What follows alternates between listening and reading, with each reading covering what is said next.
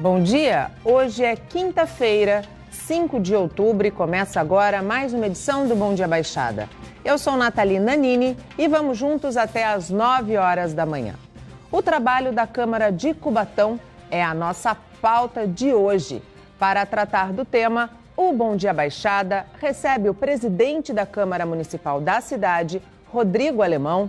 Rodrigo, seja muito bem-vindo ao nosso programa. Muito bom dia. Bom dia, agradeço muito o convite, estou aqui à disposição. Bom dia, Rogério Conde, nosso amigo.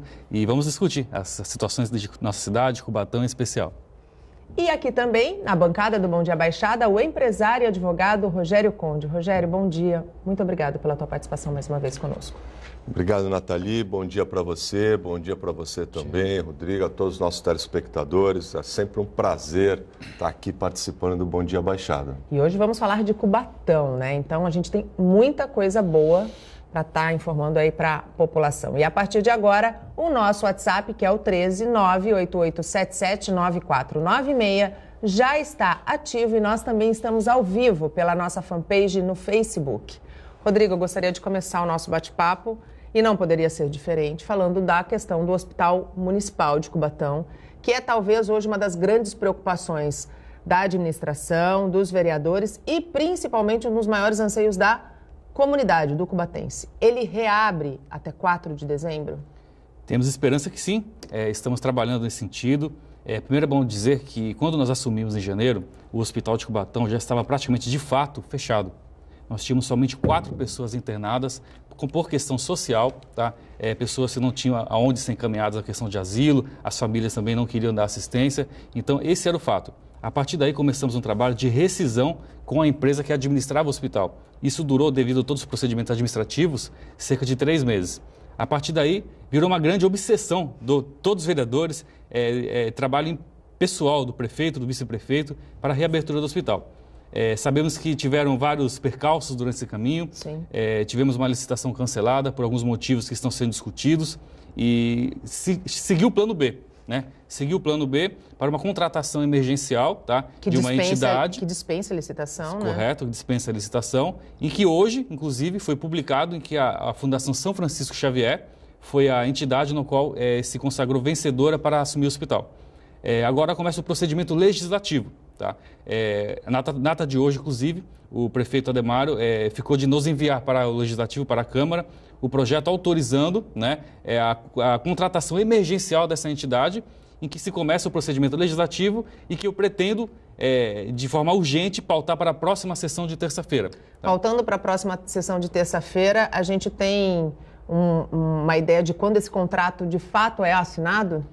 Pelo cronograma que foi apresentado por nós e pelo Poder Executivo, até o dia 12 é a intenção de estar firmando esse contrato com essa entidade, para a partir daí se iniciar as adequações sanitárias também estruturais do prédio, né, do nosso hospital, para a reabertura.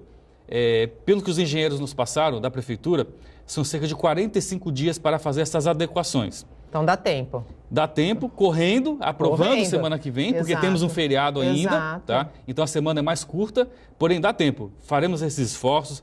O Poder Legislativo está muito empenhado nessa questão.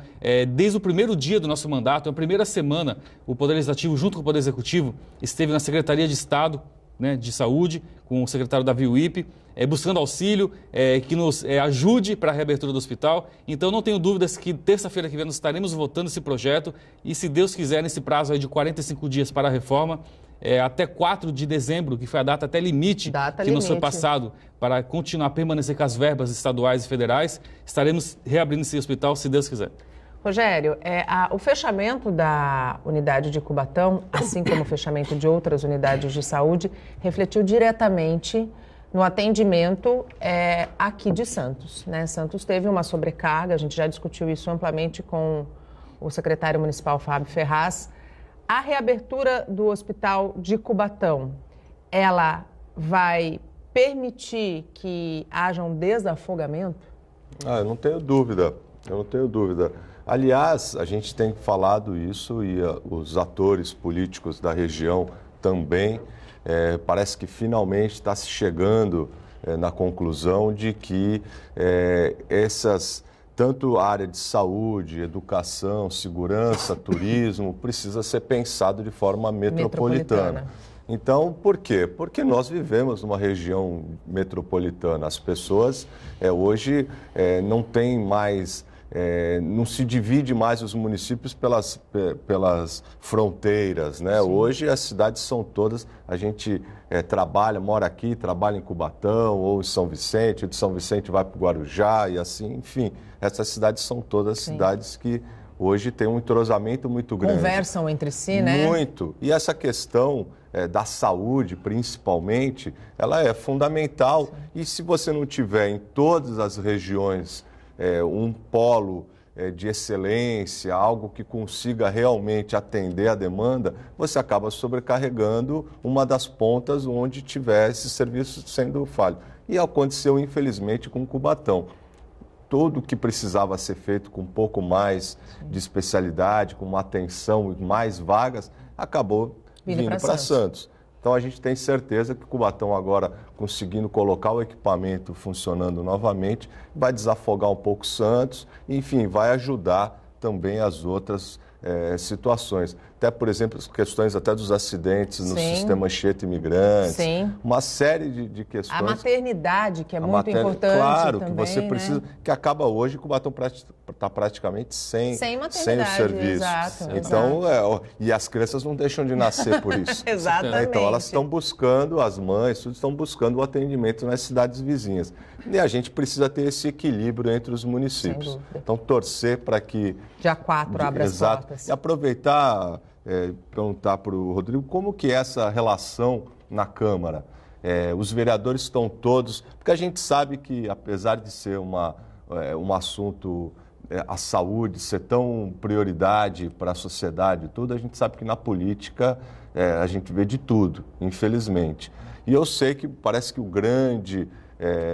a grande maioria dos vereadores está muito alinhada com o Poder Executivo, tudo. Mas existe ainda alguma discussão? Alguém levantou a mão para querer discutir ou questionar alguma coisa do que está sendo feito nesse sentido? O Poder Legislativo é o poder independente do Poder Executivo, claro, os três poderes da República. E a essência é a fiscalização dos atos do Poder Executivo.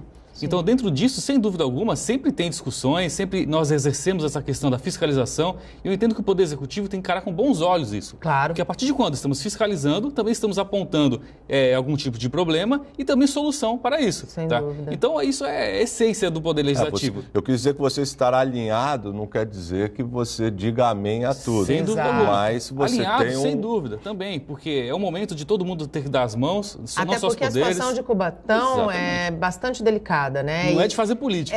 Não é, exato, não é de fazer política. Meu medo é que, porque eu vou muito a Cubatão e acompanho o dia a dia da cidade, da política da cidade, e a gente via que na gestão passada, por exemplo, existia algumas decisões que eram tomadas principalmente pelo Executivo, que iam, parece que encontra a necessidade muita coisa do que aconteceu. Aliás, eu acho que Cubatão hoje se encontra numa situação até muito pior do que deveria, graças a alguns desmandos que aconteceram lá pela gestão petista. Sem dúvida, mas nós estamos buscando soluções, apontar caminhos para que sejam resolvidas as questões. É um momento muito difícil, um dos mais difíceis na nossa história, do nosso país como um todo. Sim. E nosso município em especial por causa da questão da saúde, né? Porque não dá para esperar para depois. E nós estamos sempre buscando soluções, de mãos dadas realmente. É o momento de não se fazer politicagem, sim, de deixar questões pessoais de lado, partidárias. Sim. Tanto que hoje na Câmara, de 15 vereadores que nós temos, os 15 são da base de apoio do prefeito. Sim, tá, isso certo? É muito importante e dá muita celeridade em muitas decisões. Muito, né? E a prova vai ser agora, né? Exatamente. Teremos um projeto que teria normalmente de 15 a 20 dias para ser discutido e pautado. Nós faremos os esforços totais, tá? Junto com o funcionalismo da Câmara, porque é necessário, tá? Para que terça-feira que vem na próxima sessão estejamos pautando esse projeto. Isso é o quê? Pautando, aprovando e despachando, né? Despachando, indo para a sanção e assinando já depois o contrato, né? Então isso é o quê? É a união dos poderes, tá? Em prol da população. O destinatário do serviço público é a população. Até porque, apesar de toda a dificuldade do grande cenário caótico, né, que tanto o Poder Legislativo quanto o Executivo encontraram quando assumiram em janeiro, a população ela tem pressa né? E já estamos aí no 10º mês do primeiro ano de mandato. Então, assim, as coisas precisam começar a acontecer, Tem pressa e tem direito a um serviço público Sim. de qualidade, eficiente. É isso que temos que buscar, aperfeiçoar a máquina. Acho que a grande crise no nosso país é a crise da falta de moralidade na administração pública. Esse é o grande ponto. Porque Cubatão ainda continua tendo um orçamento bom. 120 mil pessoas, um orçamento para o ano que vem de 880 milhões, ainda é um orçamento bom. Sim. Só que a máquina não estava adequada a isso. Então, esse primeiro ano foi inchada, isso. né? Foi adequar, equilibrar as contas públicas. Para a partir de agora, no qual o orçamento que chegou à Câmara no último dia 30, estaremos colocando realmente a realidade do nosso município e do nosso país. O que não era, esse orçamento não era adequado, não era real. Isso nos engessou muitas questões de avançar neste ano. Então estamos sempre buscando aqui aperfeiçoamento da máquina. É aquilo que a gente estava falando, esse orçamento que não era adequado ia muito de encontro à politicagem, não à política, né? Ilusório, para criar uma falsa expectativa e tudo, e você acabava sendo frustrando. Sem dúvida. E quem se sentia frustrado é a própria população. Eu espero sinceramente que, e concordo plenamente com o que o Rodrigo falou, é exatamente isso. A gente precisa andar com as próprias pernas. Sim, né? sem dúvida nenhuma. Rodrigo, eu queria voltar um pouquinho na questão do hospital, porque, como você bem disse, 4 de dezembro é a data limite dada pela Secretaria Estadual de Saúde, que disse que, se não abrir as portas, suspende o envio da verba para média e alta complexidade. Isso vai impactar não só Cubatão, mas todos os municípios da Baixada. Muito, e já está impactando, né? Nosso município sempre, o hospital é o modelo, né? O nome do hospital é modelo. Então sempre foi realmente modelo para toda a região metropolitana. Como bem disse o Rogério, nós somos cortados por todas as rodovias, praticamente, em Cubatão. Qualquer tipo de acidente que aconteça, vai para Cubatão. Nós temos o maior polo industrial da América Latina. Qualquer tipo de acidente que aconteça, vai primeiro para Cubatão. E isso tudo, o fechamento do hospital, sobrecarregou a região metropolitana. E caso aconteça realmente de não abrir esse hospital, o caos que vai ser instalado não tem nem como quantificar, tá? Mas eu estou muito focado de que vai dar certo sim. Foram etapas que foram seguidas, questões jurídicas que foram enfrentadas, mas o mais difícil já passou, tá? Foi hoje anunciado, como foi dito, a Fundação São Francisco Xavier como uma nova vencedora desse procedimento, e começaremos agora o procedimento legislativo, e que dentro do todo o cronograma que está sendo seguido desse plano B, que estava realmente na carta, nessa manga, né? Porque tinha que ter essa outra perspectiva, e agora, dia 4 de dezembro, estaremos, sem dúvida alguma, reinaugurando esse hospital. Além do hospital, vai haver um anexo que vai transformar o hospital num complexo hospitalar, que é a utilização do teatro, que estava inacabado há mais de 30 anos. Na sua visão como vereador e como presidente da Câmara, a opção por transformar o teatro num anexo do hospital foi acertada? Para minha opinião, sem dúvida. Desde que eu me lembro como gente, eu resido muito perto ali do hospital, do teatro, eu nunca vi aquele teatro em pleno funcionamento. Tiveram algumas peças, algumas questões artísticas apresentadas lá, mas nunca teve um funcionamento eficaz e pleno, tá? E a questão logística do local realmente é um complexo a ser utilizado pela saúde, tá? Não tem nem cabimento uma questão de teatro ao lado de um hospital, em que atrapalha até a questão de mobilidade daquela área, tá? Então, acho que foi a posição acertada. E o Poder Legislativo, mais uma vez, foi atuante nessa questão. Fizemos 2 audiências públicas referente à transferência do complexo de teatro da cultura para a saúde, trouxemos a sociedade para a discussão, foi amplamente discutido e com concordância da população, inclusive dos grupos artísticos. Porque nós temos hoje em Cubatão o Parque Anilinas, né? E lá tem dentro um complexo com a possibilidade de criar um anfiteatro, um teatro que é capaz para suprir a necessidade hoje do nosso município. Porque até hoje, como o prédio do teatro nunca foi plenamente utilizado, acabado, todas as questões de apresentações artísticas eram sempre feitas no bloco cultural.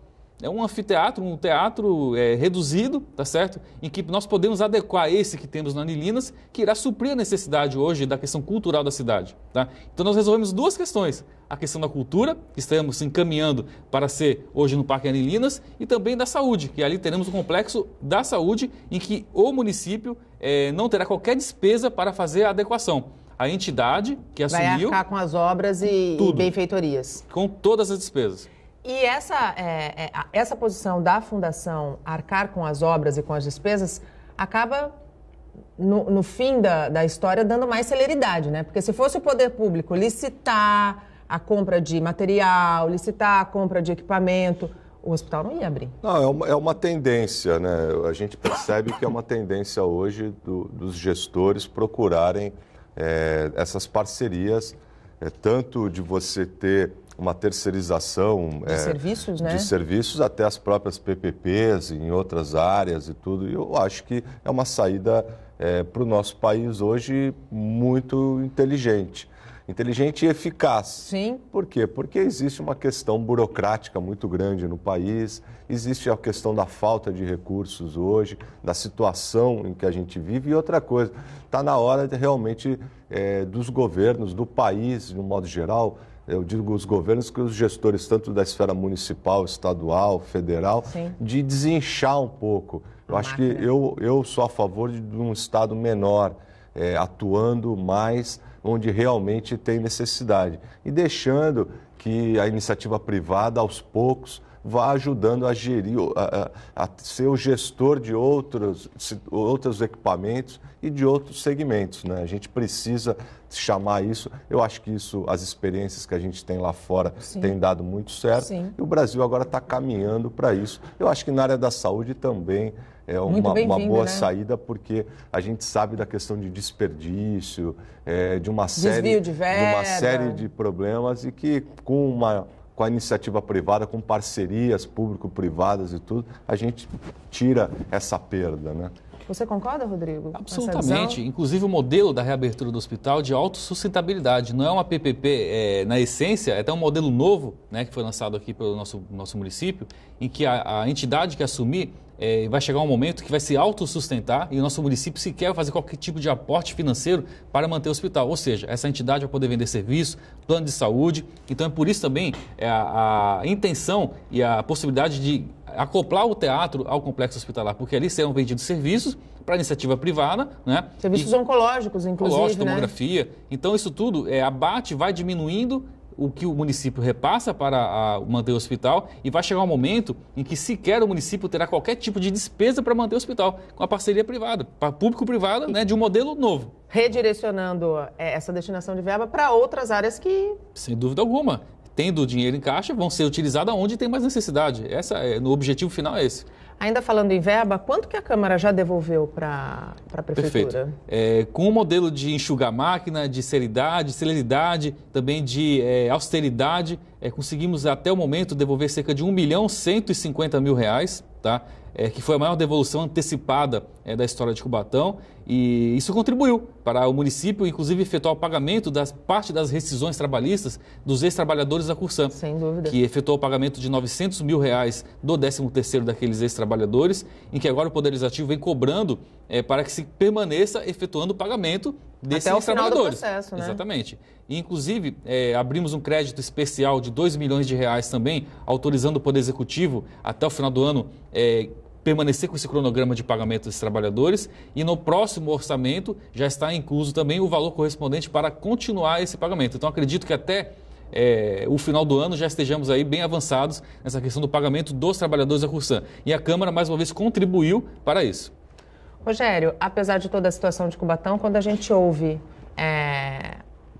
uma colocação como essa do Rodrigo de devolução e de seriedade, eu acho que mais do que isso, seriedade com os trabalhadores, com honrar os compromissos com esses trabalhadores que foram desligados, a gente vê que a coisa está começando a caminhar, né?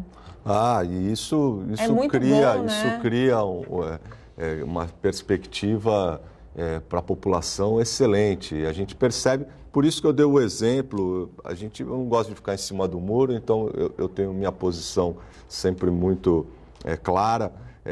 Por isso que a gente percebeu que Cubatão ficou, durante algum tempo, parece que adormecida, porque tinha lá um grupo, uma administração que enxergava as coisas diferente da realidade, diferente de todos os outros municípios. E a gente percebe que agora Cubatão, mesmo com todos esses percalços que precisam ser superados, tem agora um grupo, né, uma administração, políticos com uma identidade muito grande com a população. A gente percebe aqui o Rodrigo, a gente já recebeu aqui, tivemos a oportunidade também do Pedro de Sá, o próprio prefeito. A gente percebe que tem uma sintonia com as dificuldades em que a população passa, são pessoas que entendem da necessidade e a gestão, né? A gente precisa fazer gestão.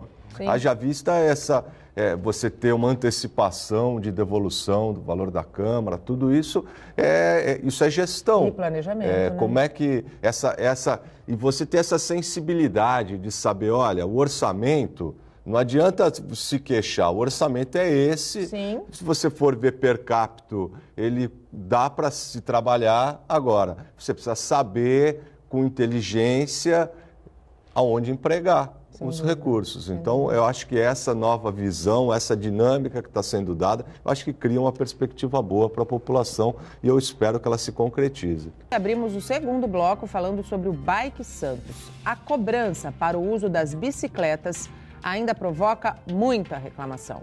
A gratuidade terminou depois que o contrato de gestão entre a prefeitura e a prestadora de serviço foi alterado. O serviço foi isento de taxa por mais de 5 anos. O primeiro mês vai ser de graça para os cadastrados. Depois disso, quem usar o Bike Santos vai ter que pagar e tem 4 opções: R$ 90 por ano, R$ 50 para o plano semestral, R$ 10 para o mensal e R$ 5 para o passe diário indicado para os turistas. Acho que compensa comprar uma bike, né? Gasta 200, 300 reais aí e compra uma bike nova e acho que não vai rolar. Se for desse valor, desse preço todo, eu acho que não rola, não. Não acho nem um pouco legal, porque a ideia é as pessoas poderem se mobilizar sem grandes problemas, né? E a cobrança acho bem indevida. Eu acho um absurdo, porque tem muita gente que não tem como pagar. Tipo, eu sou estudante, eu não tenho uma renda, eu tava usando pra ir no cursinho, assim, tipo, e é meia hora, dá o tempo certo e eu não preciso pagar. É meio nada a ver isso que eles fizeram agora. A retirada de bikes vai continuar sendo ilimitada das 6 da manhã até as 11 da noite todos os dias da semana. As regras continuam. Viagens de 45 minutos com intervalos de no mínimo 15. De acordo com a Prefeitura, um dos motivos para essa cobrança é conter os atos de vandalismo. Antes, a administração municipal gastava por mês R$ 100 mil para manter esse serviço. Agora vai ser a custo zero, já que a empresa responsável, que continua sendo a mesma, vai arcar com o custo operacional e de manutenção do sistema. Eu uso ela todos os dias, praticamente. Às vezes o pneu está furado. Às vezes não tem nenhuma bike, não está atendendo, principalmente quando é feriado grande. Então a gente fica sem esse suporte. Se for para melhorar, eu acho válido sim. O pessoal só dá valor quando dói no bolso. Se não dói no bolso, o pessoal não está nem aí, vandaliza, trata de qualquer jeito. Enquanto a educação for assim, paciência, né? Infelizmente é o jeito. O sistema de compartilhamento público foi implantado na cidade há 5 anos. Já foram realizadas mais de 1.584.000 viagens. Estava todo mundo usando porque era algo gratuito, então ajudava. Só que agora para ter que pagar é a mesma coisa que você tem que pegar. Eu prefiro agora, eu vou começar a pegar ônibus de novo, porque para mim pagar por mês, chegar aqui e não ter bicicleta, é melhor eu ter a garantia que sempre vai ter ônibus aqui. Como bem disse a entrevistada, o brasileiro só aprende por enquanto, e a gente espera que isso mude, quando dói no bolso. O resultado dessa cobrança, ela foi implantada em virtude dos gastos constantes da administração pública com o vandalismo. Ou seja, a população está pagando a conta pela falta de consciência de alguns. E voltamos com os nossos convidados. Hoje o Bom Dia Baixada recebe o presidente da Câmara Municipal de Cubatão, Rodrigo Alemão, e o advogado e empresário Rogério Conde. Você pode participar do nosso programa através do nosso WhatsApp, que é o 13 98877 9496, ou pela nossa fanpage no Facebook, onde nós estamos ao vivo desde as 8 horas da manhã. Rodrigo, essa semana foi divulgado que 5 das 9 cidades da Baixada prevêem uma receita menor e, com isso, projetos orçamentários para o ano que vem mais modestos, né? Cubatão é a mais impactada. Sem dúvida. Cubatão é uma cidade com vocação industrial. O país no todo não está tendo um avanço na questão empresarial, de indústria, e impactou diretamente nosso município. Tá? E no ano que vem, a previsão é de ter uma redução de cerca de 33% do orçamento geral do município. Só da Câmara Municipal, de 48 milhões, passou para 43, quase 44 milhões, ou seja, 4 milhões e alguma coisa a menos só do Poder Legislativo. Tá? Porém, Cubatão ainda continua tendo um orçamento bom. Nós temos 120 mil habitantes, uma área que não é grande, cerca de 880 milhões de reais do orçamento do Poder Executivo. Então, fazendo as adequações que foram iniciadas desde o início dessa gestão, com um orçamento real, tá? Com despesas dentro desse orçamento, eu não tenho dúvidas que ainda podemos avançar e muito. É que o orçamento referente a esse ano foi absolutamente fictício e fora da realidade.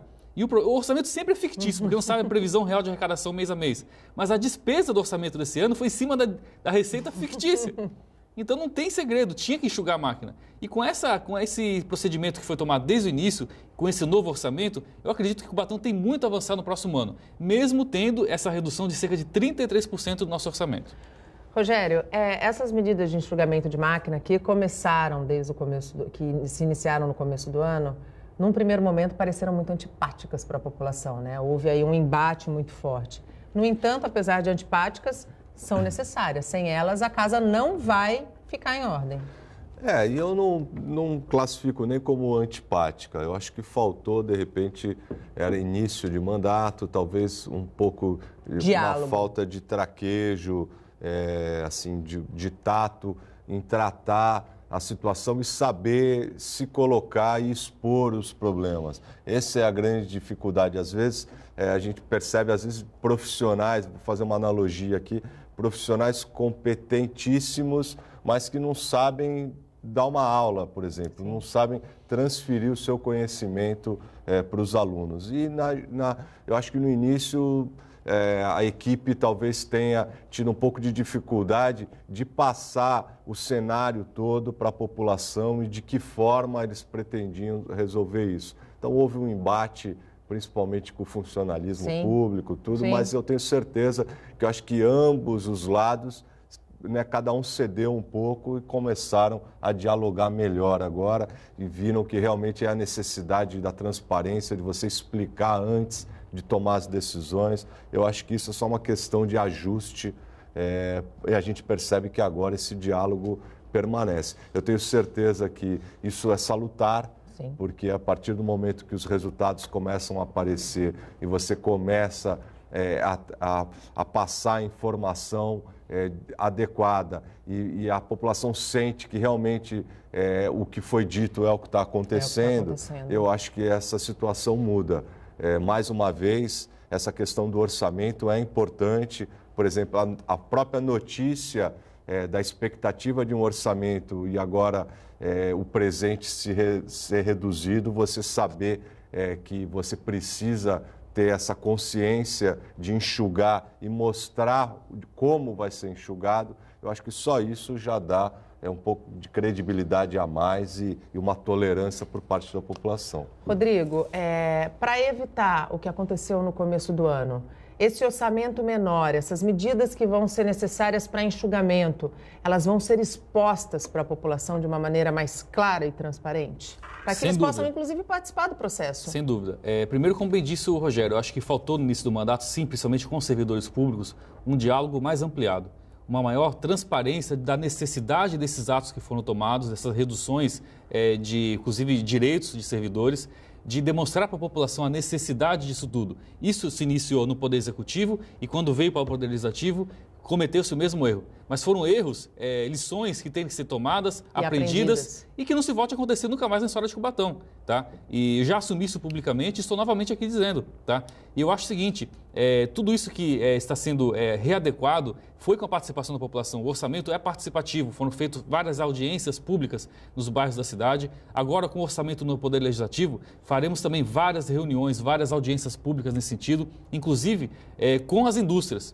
Porque sabemos que a locomotiva do nosso município são as indústrias, tá certo? Eu acho que temos que alinhar muito bem, retomar esse diálogo com as indústrias, porque é ali que vai se gerar emprego, é ali que gerando emprego as pessoas vão gastar no comércio, o comércio vai contratar gente, vai gerar tributo e a economia volta a virar, volta a acontecer, tá? Então, nós no Poder Legislativo, nesse momento, como estamos com o orçamento do próximo ano, faremos a amplitude para a sociedade, tá? E também para as indústrias. Acho que é o grande ponto, é o grande bater na porta, para reiniciar o crescimento da nossa cidade. É bater na porta e pedir ajuda, né? Por que não?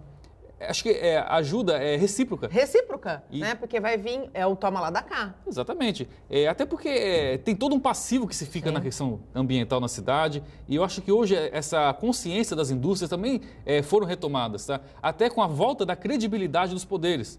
Isso a gente percebeu que atrapalhou muito esse diálogo, essa aliança em prol do município. E nós estamos retomando. Quando ele fala dessa dificuldade, a gente lembra muito bem, nas gestões passadas, que a coisa era um pouco imperativa, né?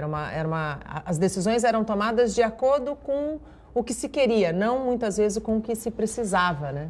Eu acho que você está sendo até bem amena, assim. Imperativo eu acho que é pouco, eu acho que tinha uma imposição, uma batalha constante entre o empresariado, entre as indústrias e o gestor, enfim, não se comunicavam da forma adequada. Eu acho que essa consciência de que a cidade tem essa vocação para a indústria, você potencializar isso, fazer com que o poder público, de alguma forma, ajude a consolidar essa vocação e fazer com que a sociedade toda se aproprie dessa situação toda e se utilize melhor através de postos de trabalho e de parcerias. E tudo isso a gente percebia que não acontecia, a ponto de ter choques assim de...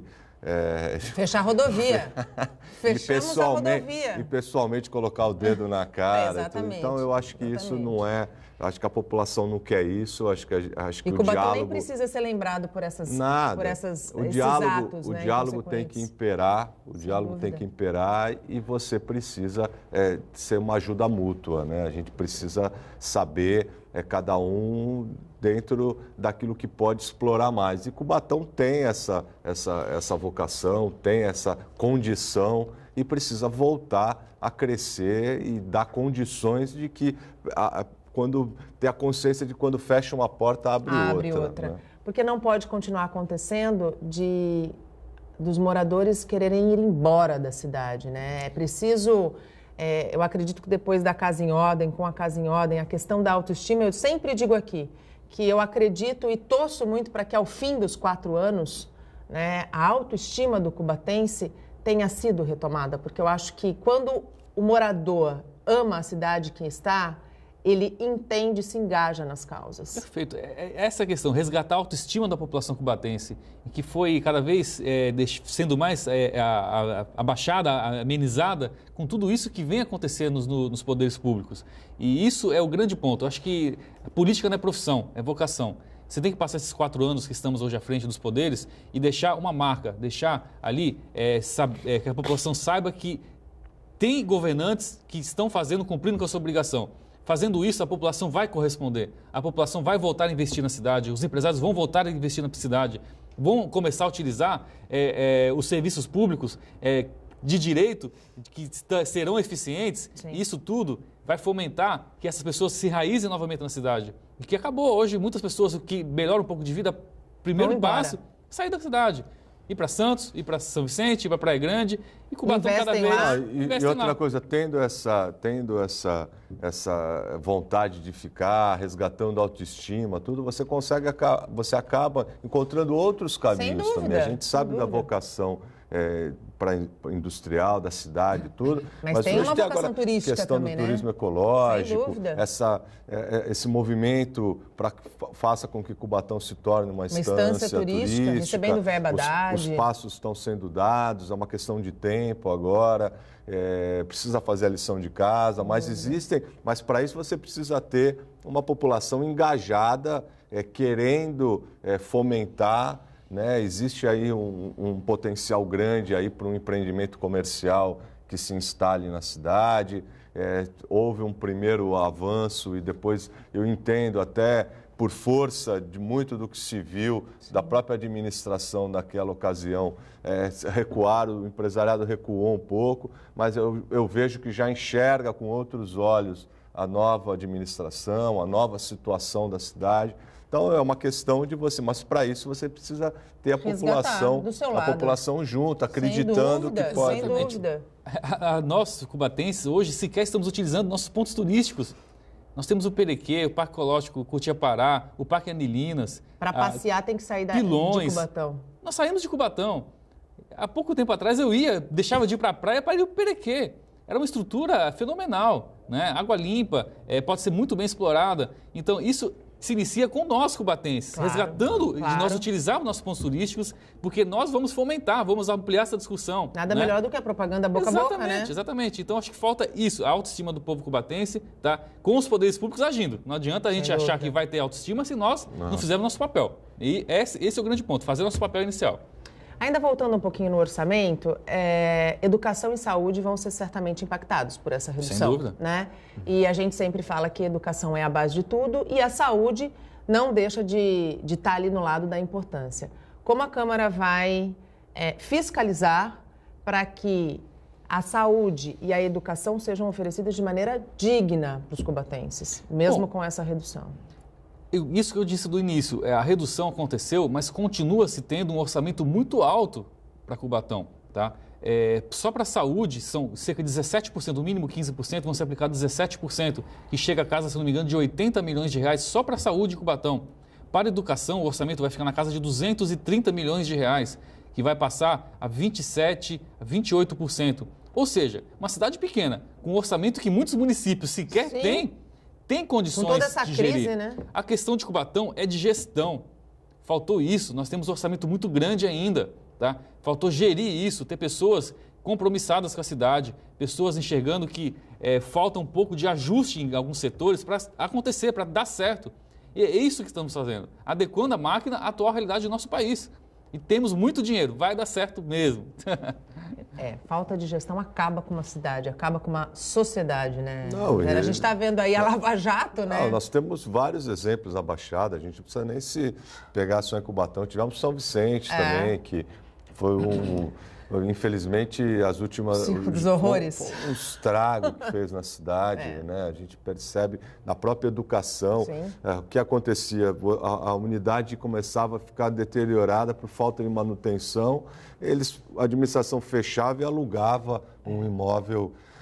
Quer dizer, é uma conta completa que não vai fechar nunca. Então, e Cubatão também houveram alguns desmandos assim que você acaba tendo desperdício do recurso público. Então, é isso. É gestão, como na empresa, como na sua casa, o telespectador que está nos assistindo. Se você gastar mais do que você recebe, você vai ficar no final do mês a conta não fecha. Dívida. Então, você precisa se adaptar à sua realidade e procurar ter o maior proveito com o que você tem.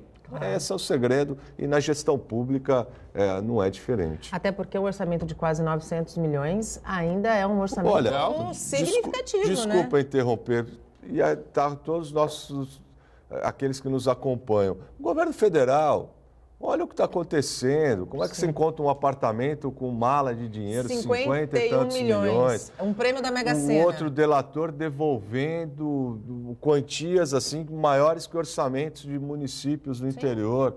Quer dizer, esse dinheiro todo era para ter sido empregado na estrutura do país, nas obras estruturantes que a gente tanto precisa, nos recursos para a gente formar essa geração de brasileiros através da educação comprometida. Exato. É isso. Então, num universo menor, a gente tem um município que precisa agir da mesma forma. Precisa ter austeridade, precisa ter competência e gerir de forma correta o recurso.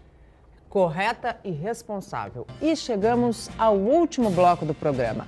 Hoje recebemos o presidente da Câmara Municipal de Cubatão, Rodrigo Alemão, e o empresário e advogado Rogério Conde. Ainda dá tempo de você participar, o nosso WhatsApp é o 13 98877 9496 e estamos ao vivo também pela nossa fanpage no Facebook.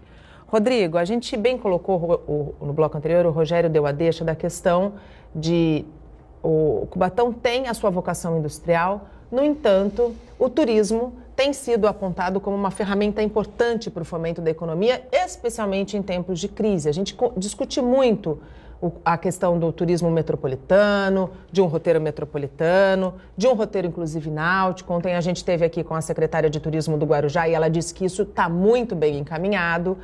Com relação ao turismo industrial, As empresas que estão ali estão de portas abertas, têm o interesse de dar as mãos com a administração e fazer uma rota de turismo industrial?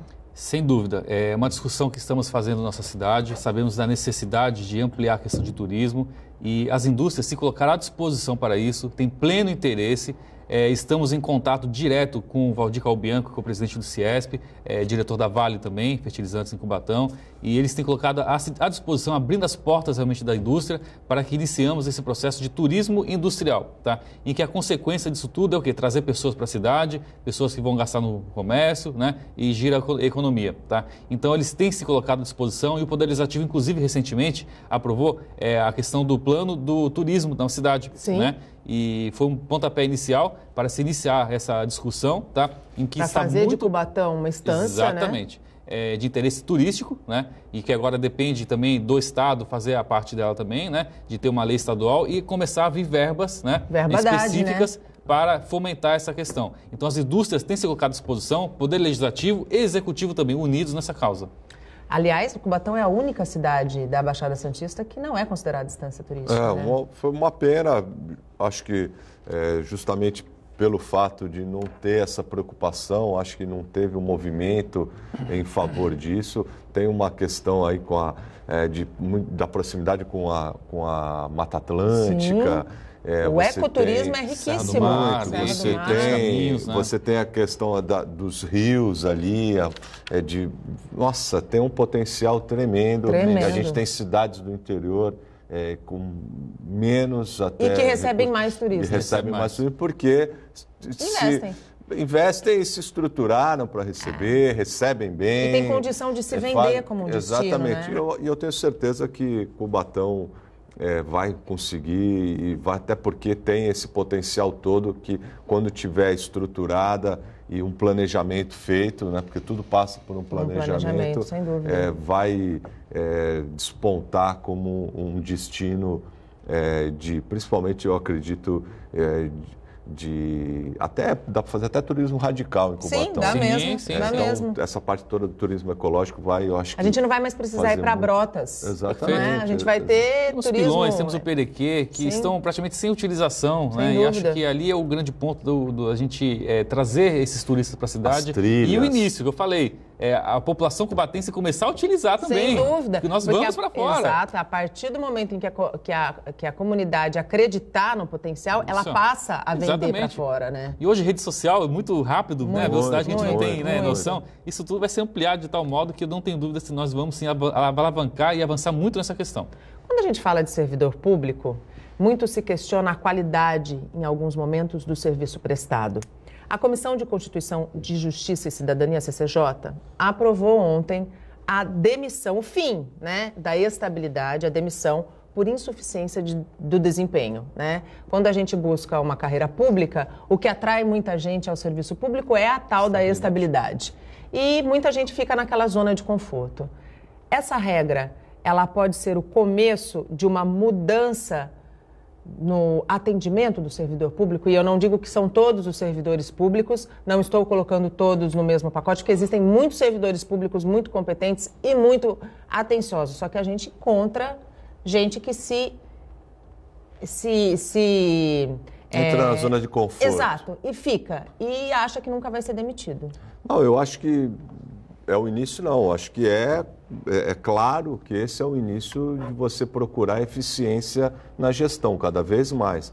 Você não tem condição, não dá. Eu já assumi cargos na administração, já tive a oportunidade de exercer, e você percebia aquele encostado, então ele que não quer, ou ele está próximo à aposentadoria e ele não quer saber mais de nada. Eu acho que você tem que respeitar o momento de cada um, mas o trabalho para qual ele recebe precisa sempre ser feito, né? Você, quando se coloca num órgão público, quando você presta um concurso, quando você vai atuar, você tem que ter em mente que o seu cliente é a população. E você tem que, ou estando na frente ou na retaguarda, mas o seu serviço precisa ser prestado diariamente da melhor forma possível. E a gente percebe que, infelizmente, até cultural isso no nosso país. Sim. até por nós termos assim, várias máquinas inchadas no âmbito do legislativo, do executivo. Infelizmente, essa cultura ficou enraizada no país. Então, eu acho que a gente precisa resgatar a questão da eficiência e exigir essa eficiência. Não dá para você ter 4, 5 funcionários, às vezes, fazendo o trabalho que seria feito por 2. Não dá, né, Rodrigo? A gente tem que buscar eficiência, mecanismo. Inclusive no serviço público, eficiência é um princípio da administração pública, Sim. artigo 37 da Constituição Federal. Tá? E o primeiro ponto, acho que hoje, no modelo atual da legislação, nos 3 primeiros anos que é o período probatório, tem-se a comissão para avaliação do servidor. Nesses 3 primeiros anos, o servidor não é estável ainda. Só se torna estável após essa avaliação da comissão. Então, acho que primeiro deveria dar uma efetividade maior nessa avaliação, que normalmente é feito com questionários, assina xizinho, tá? Que é a questão cultural, né? Exatamente. Aí a gente volta para a questão cultural. Exatamente. Também, Então, primeiro teria que ter um foco maior nessa questão e uma preparação, né? Exatamente, dessas pessoas que vão avaliar Sem servidores, dúvida, tá? sem dúvida. Então, primeiro ponto. Segundo ponto, sim, existem servidores excelentes, bons, também tem aqueles que se acomodam com essa questão da estabilidade. Eu acho que para o servidor eficiente, bom, que presta o seu serviço, né, com dedicação, não vai ter problema nenhum. Somente para aqueles que pensam, né, em se acomodar para a questão da estabilidade. Então, eu acho salutar, eu acho importante sim, tá? E relembrando que nós temos hoje essa comissão de avaliação. Se tornasse ela mais eficiente, não traria hoje um servidor nesses 3 primeiros anos que não teve essa austeridade, né, essa assiduidade, a ter estabilidade no serviço público. Tá? Então, eu sou favorável sim hoje. A gente precisa mudar essa visão, né? Não, precisa, não ter dúvida. E também as regras todas, né? Você ter tudo muito claro, para não ter aquela questão de prestar um concurso para um cargo X e depois ir para o Y, e isso acaba trazendo você, aí desfalca aquela posição em que deveria estar atuando. Enfim, acho que a gente precisa, sim, ter a mentalidade e também aqueles que se propõem a exercer essa atividade, a irem, se ingressarem para o poder público, essa consciência de que precisam exercer o trabalho com eficiência. E chega de articulações de interesse, né? Chega. Sim.